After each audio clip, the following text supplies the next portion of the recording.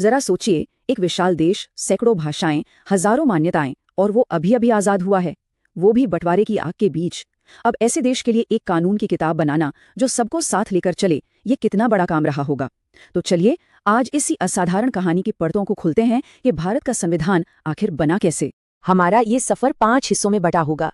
हम देखेंगे कि ये मांग उठी कहाँ से, इसे बनाने वाले कौन थे, उनका सपना क्या था, इसे बनाया कैसे गया और आज इसकी विरासत क्या है। तो ये सब शुरू कहाँ से हुआ?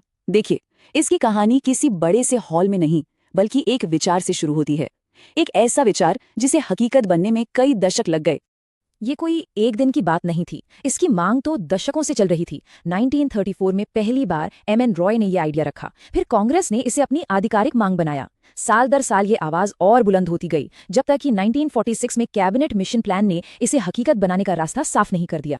चलिए, मांग तो मान ली गई, पर अब सवाल ये था कि इस ऐतिहासिक काम को करेगा कौन। यहीं से एंट्री होती है संविधान सभा की। एक ऐसी सभा जिसमें देश के बड़े बड़े दिग्गज तो थे, लेकिन उनके बीच गहरे मतभेद भी थे।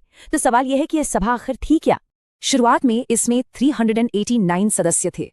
जरा इस नंबर के बारे में सोचिए, ये सिर्फ एक आंकड़ा नहीं है, ये उस कोशिश का सबूत है कि भारत के हर कोने से, हर समुदाय से आवाजों को एक मंच पर लाया जाए। और ये सदस्य आए कहाँ से थे? इसका स्ट्रक्चर भी काफी दिलचस्प था।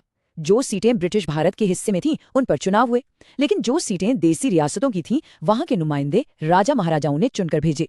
यानी ये एक तरह की मिली-जुली सभा थी। लेकिन सभा की पहली ही बैठक पर एक बड़े राजनैतिक बहिष्कार का साया था। मुस्लिम लीग, जो एक अलग देश पाकिस्तान की मांग कर रही थी, उसने इसमें हिस्सा लेने से ही इनकार कर दिया। इससे शुरुआत से ही माहौल में एक तनाव घुल गया था। और फिर हुआ देश का बंटवारा। इसका सीधा असर संविधान सभा पर भी पड़ा। मुस्लिम लीग के सदस्य चले गए और भारत की संविधान सभा में सदस्यों की संख्या 389 से घटकर सिर्फ 299 रह गई। ये उस दौर की उथल-पुथल को दिखाने के लिए काफी है। तो सभा तो बन गई, लेकिन उसका मकसद क्या था, उसका विजन क्या था? अब हम इसके काम के दिल में उतरते हैं, यानी वो बुनियादी सोच जिसने पूरे संविधान को रास्ता दिखाया। ये सिर्फ कानून बनाने की बात नहीं थी, ये एक नए राष्ट्र की आत्मा गढ़ने की बात थी। इसकी आत्मा को आवाज दी जवाहरलाल नेहरू के उद्देश्य संकल्प ने। जरा इन शब्दों पर गौर कीजिए, जिसमें भारत के सभी लोगों के लिए सामाजिक, आर्थिक और राजनीतिक न्याय और विचार, अभिव्यक्ति, विश्वास, धर्म की स्वतंत्रता की गारंटी दी जाएगी। ये नए भारत का एक वादा था। तो ये उद्देश्य संकल्प आखिर था क्या? आसान भाषा में कहें तो ये एक रोड मैप था, एक तरह का ब्लूप्रिंट, जिसने तय किया कि हमारे संविधान की इमारत किन खंभों पर खड़ी होगी। और मजे की बात यह है कि इसी का बदला हुआ रूप आज हमारे संविधान की प्रस्तावना यानी प्रीएम्बल है।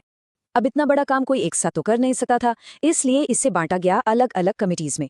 हर कमेटी को अपना अपना काम सौंपा गया, लेकिन इन सब में जो सबसे अहम, सबसे जरूरी कमेटी थी, वो थी ड्राफ्टिंग कमेटी, और इसके अध्यक्ष थे डॉक्टर भीमराव अंबेडकर।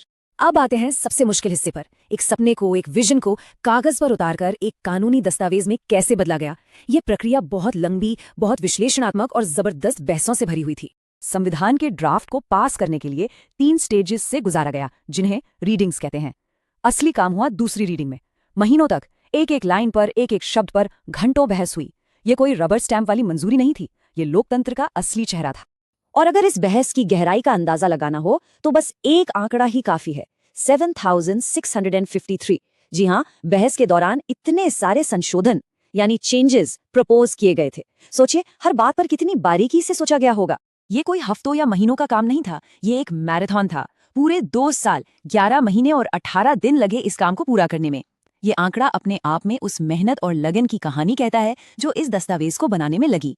और फिर 2 साल, 11 महीने और 18 दिन की जबरदस्त मेहनत के बाद वो ऐतिहासिक दिन आया, 26 नवंबर 1949।